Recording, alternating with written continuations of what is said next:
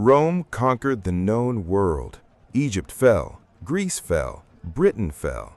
Even parts of the Middle East bent the knee.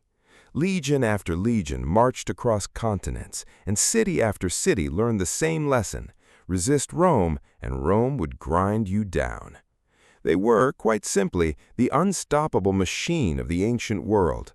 No army could match their discipline, no treasury could outlast their patience, no king, it seemed, could tell them no and live to tell the story. But there was one African kingdom Rome could never fully control, a kingdom ruled by fearless warriors, a kingdom ruled by powerful queens who led armies instead of watching from palace windows, a kingdom with an army so fierce, so relentless, that it forced the greatest empire on earth to sit down and negotiate for peace, something Rome almost never did. This is the forgotten story of the Kingdom of Kush.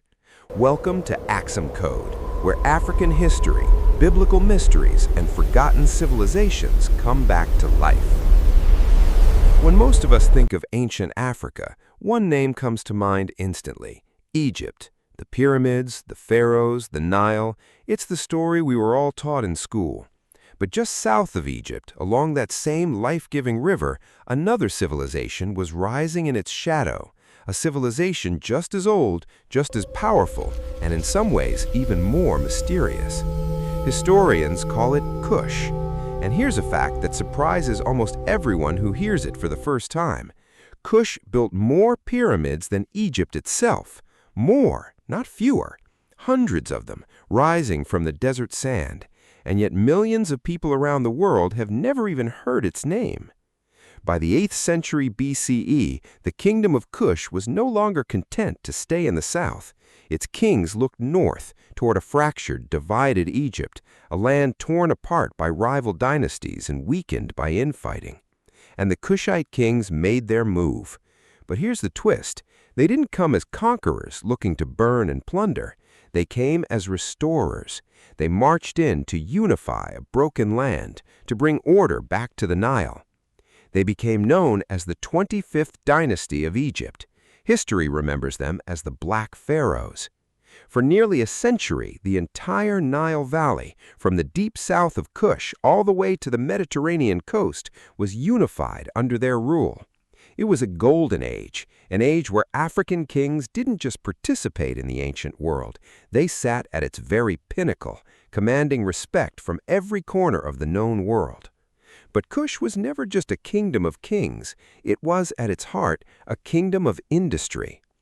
If you want to find the true heartbeat of Kush, you don't look to the old capitals near Egypt. You look south to a city called Meroë.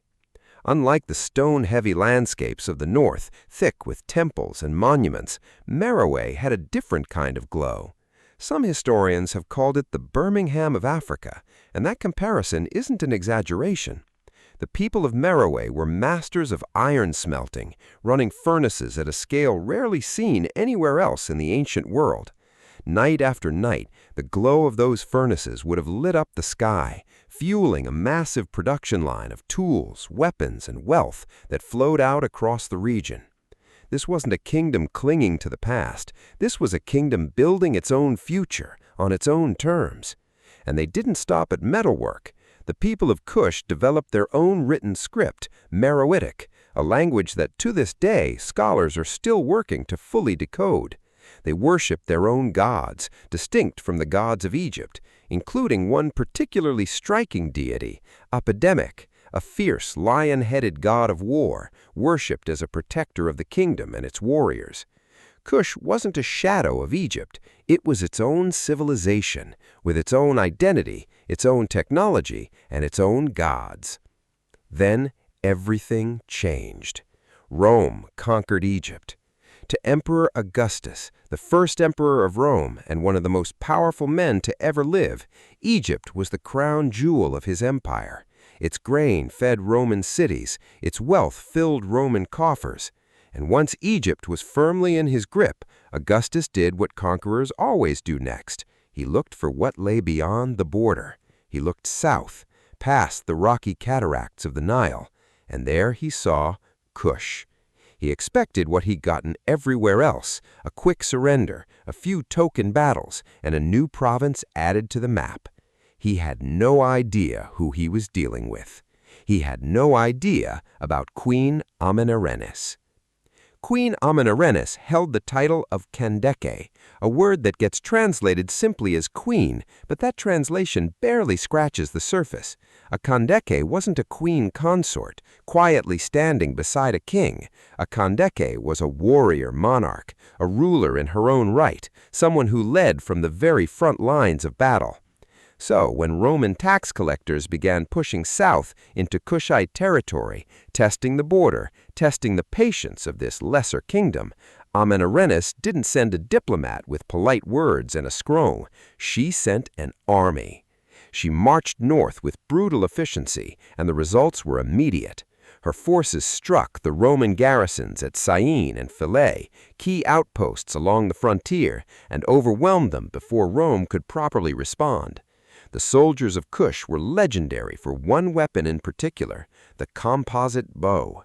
These archers could strike targets with lethal accuracy at ranges that caught Roman soldiers completely off guard. And then came the moment that would echo through history. Amanirenas' forces captured a massive bronze statue of Augustus himself, a monument meant to symbolize Roman power and permanence. But instead of leaving it standing or melting it down for its metal, they made a statement. They tore the face from the statue and carried it back to Meroë, hundreds of miles south, as a trophy of war. And then they buried it. Not in a tomb, not in a treasury, but beneath the threshold of a temple dedicated to victory, a doorway that everyone walked through every single day. Think about what that meant. Every day, for years, the people of Kush walked over the face of the man who thought he could simply own them, a quiet, permanent reminder that Kush answered to no emperor. Furious, Rome launched a massive counterattack, throwing more soldiers and resources at the problem, determined to crush this African kingdom that dared to humiliate an emperor. But Kush refused to break.